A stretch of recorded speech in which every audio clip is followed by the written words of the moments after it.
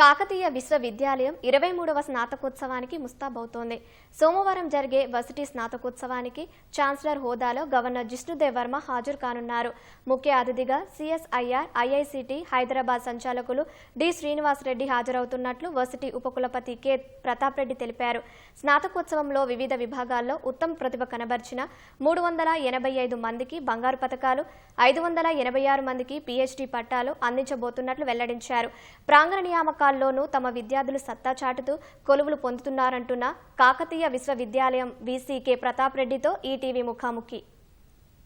కాకతీయ విశ్వవిద్యాలయం 23వ స్నాతకోత్సవానికి సర్వం సిద్ధమైంది. దీనికి సంబంధించి ఏర్పాట్లు ఎలా ఉన్నాయి, అలాగే ఇతర అంశాలు ఏంటనేది వీసీ ప్రతాప్ రెడ్డి గారు మనతో ఉన్నారు. సార్ చెప్పండి సార్, ఈ స్నాతకోత్సవం ఎలాంటి ఏర్పాట్లు చేశారు?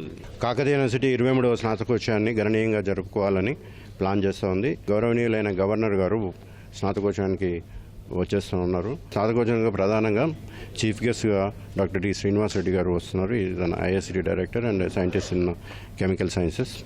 అతను మెసేజ్ ఇస్తారు. అదేవిధంగా ఈ స్నాతకోత్సవంలో 765 గోల్డ్ మెడల్లు వస్తున్నాయి. దాంట్లో 385 మంది విద్యార్థులు గోల్డ్ మెడల్ని తీసుకుంటారు.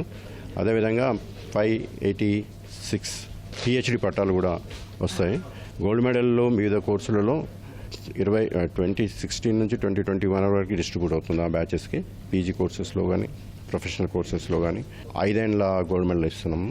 అదేవిధంగా డాక్టరేట్ డిగ్రీలు మాత్రం ఈ నెల 30 వరకు ఎవరికైతే డాక్టరేట్ డిగ్రీస్ వచ్చినాయో వాళ్ళందరికీ ఇస్తున్నాం. మీరు బాధ్యతలు చేపట్టి 7-8 నెలలు అవుతుందిగా, ప్రధానంగా చేపట్టిన సంస్కరణలు ఏంటి, అలాగే పరిశోధనలకు ఎలాంటి ప్రాధాన్యత కల్పిస్తున్నారు, అలాగే క్యాంపస్ సెలక్షన్స్ ఎలా జరుగుతుంది? నేను వీసీగా అపాయింట్ అయిన తర్వాత మొత్తం యాసెస్ చేసి రూసాని ఇనిషియేట్ చేసినాము. రూసాది 50 crores ప్రాజెక్ట్. అది నేను వచ్చిన తర్వాత 35 crores ప్రాజెక్టు రీసెర్చ్లో 5 సెంటర్స్ ఎస్టాబ్లిష్ చేసినాము. అదేవిధంగా 38 ఇండివిజువల్ ప్రాజెక్ట్స్ ఇచ్చినాము. దాంట్లో 64 రీసెర్చ్ ఫెలోస్ని కూడా సెలెక్ట్ చేసినాము. ఆ రీసెర్చ్ స్టార్ట్ అవుతుంది. ఆ రీసెర్చ్ ప్రోగ్రెస్ వస్తే కాకతీయ యూనివర్సిటీకి రీసెర్చ్లో ఒక అప్లిఫ్ట్మెంట్ వస్తుంది. అదే కేహబ్ సెంటర్ ఆల్రెడీ కట్టి ఉంది. దానిలో కేహబ్ యాక్టివిటీని ఇనిషియేట్ చేయడానికి అన్ని ప్రతిపాదనలు ఉన్నాయి. ఒకసారి టీహబ్తో మిగతా వాటితో ఎంఓ అయిన తర్వాత ఈ ఇన్నోవేషన్, ఇంక్యుబేషన్, ఎంటర్‌ప్రెన్యూర్‌షిప్ కూడా మొదలవుతుంది. అది వస్తే మేము కాకతీయకి మంచి పేరు ప్రఖ్యాతులు వస్తాయని అనుకుంటున్నాను. అదేవిధంగా నేను వచ్చిన తర్వాత క్యాంపస్లో అందరితో, పిల్లలతో, స్కాలర్స్తో, టీచర్స్తో మాట్లాడి ఒక సౌద్భావమైన environment or ecosystem maintain చేస్తూ ఉన్నాము. ఇక్కడ ఉన్న పిల్లలు ప్రైమరీ అది కనుక పిల్లల్ని దృష్టిలో పెట్టుకొని అన్ని ఫెసిలిటీస్ ఎక్స్టెండ్ చేయడానికి ట్రై చేస్తూ ఉన్నాను. ఈ క్యాంపస్ మంచిగా ఉండాలని, ఆల్ ఫెసిలిటీస్ ప్రొవైడ్ చేయాలని ఆల్ ఎఫర్ట్స్ పెడతా ఉన్నాము. అదేవిధంగా ప్లేస్మెంట్ కూడా మంచిగా అవుతూ ఉన్నాయి. ఇంజనీరింగ్ కాలేజెస్లో, బయోటెక్నాలజీ అండ్ ఫార్మసీ కాలేజ్లో, అదేవిధంగా కామర్స్లో అవుతూ ఉన్నాయి.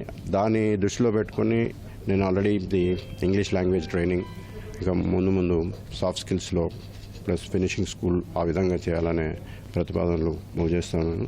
ఇప్పుడు పిల్లలకు కావాల్సిన ప్లేస్మెంట్ యాక్టివిటీ కూడా ఇంప్రూవ్ చేస్తాను. సార్, గతంలో ఈ హాస్టల్స్లో, మహిళా హాస్టల్స్లో పెచ్చులు ఊడిపోయి ఘటనలు జరిగాయి, విద్యార్థులు గాయపడ్డారు. మరి ఈ వర్షాకాలం వస్తున్న ఈ సమయంలో మీరు ఎలాంటి జాగ్రత్తలు తీసుకుంటున్నారు? కొత్త హాస్టల్స్ నిర్మాణం ఎంతవరకు వచ్చింది?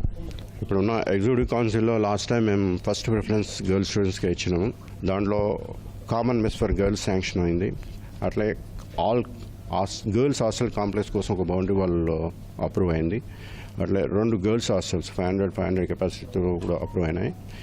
ఇవన్నీ వస్తే గర్ల్స్కి హాస్టల్ వసతి మంచిగా ఉంటుంది.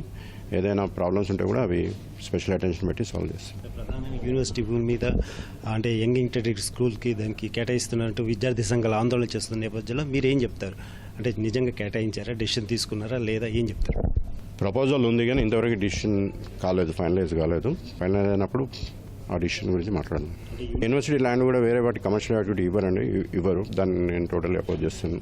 ఏదైనా అకాడమిక్ పర్పస్ ఉంటే కొద్దిగా ఛాన్స్ ఉండి కన్సిడర్ చేస్తాం, అంతేగాని other than academics will not approve anything. Integrated school నుంచి ఇంతవరకు ఫైనల్ కాలేదండి. అది only it is a proposal in the EC.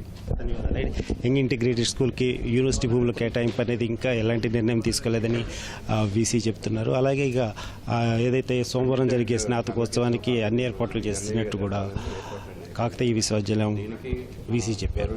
Cameraman ఇస్మాయిల్తో రవిచంద్ర, ఈటీవీ న్యూస్, వరంగల్.